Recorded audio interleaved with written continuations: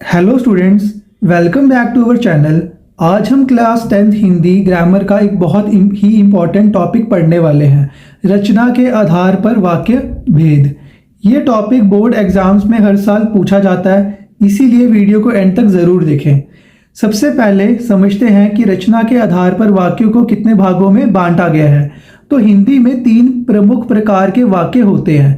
पहला सरल वाक्य, दूसरा संयुक्त वाक्य, तीसरा मिश्र वाक्य। चलिए एक एक करके डिटेल में समझते हैं।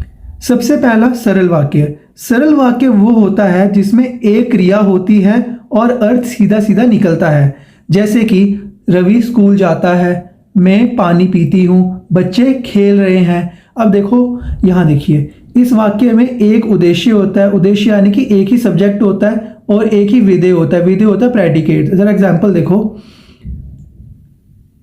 बच्चे भाग रहे हैं, बच्चे भाग रहे हैं। बच्चे इसमें आ गया सब्जेक्ट यानी कि उद्देश्य, और भाग रहे हैं आ गया विधेय। तो एक ही सब्जेक्ट होता है, एक ही विधेय होता है, ये होता है सरल वाक्य। तो सरल वाक्य में एक ही थॉट होता है, अगर एक से ज्यादा क्रिया हो तो वो सरल नहीं रहेगा, ठीक है।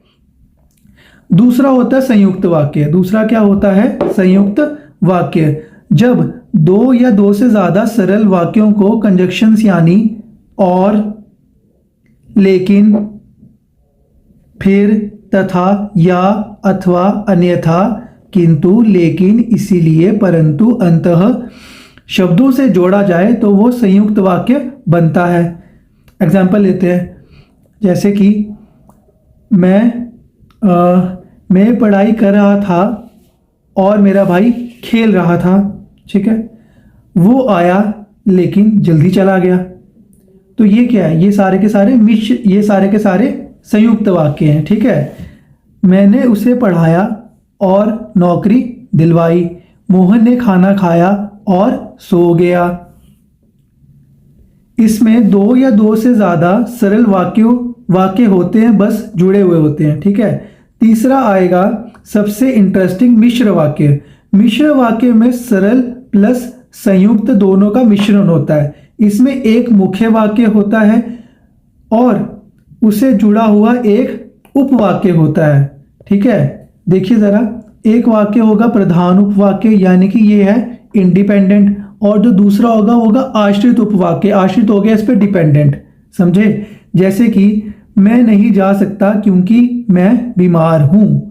जो लड़का खड़ा है वह मेरा दोस्त है। तीसरा एग्जाम्पल लेते हैं, अगर तुम पढ़ोगे